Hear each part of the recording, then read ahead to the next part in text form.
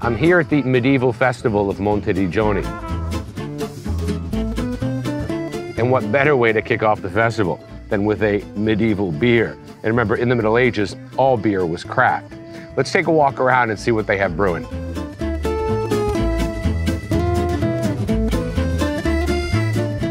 One of the things you can do is actually try on medieval armor. Why don't we go inside and give it a whirl?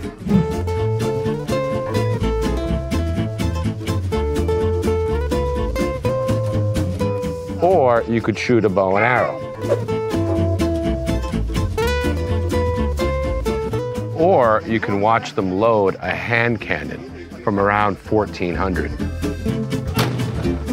Or you can try some medieval food like this sheep kebab, which is absolutely delicious.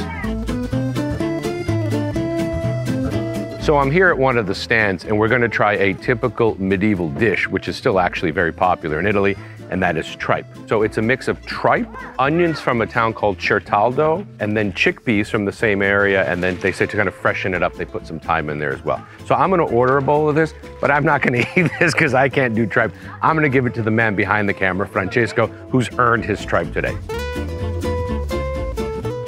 Now, if you're wondering how they enjoyed themselves in the Middle Ages, they played things like the nut game, and I'm going to try to take a whirl. He's going to drop a walnut through this log, and when it comes out, I'm going to try to smash it. If I get it, I win a bottle of wine or a bottle of oil, if I remember correctly. Okay, so wish me luck. Sono pronto. All right, I guess I'm not that good at medieval games.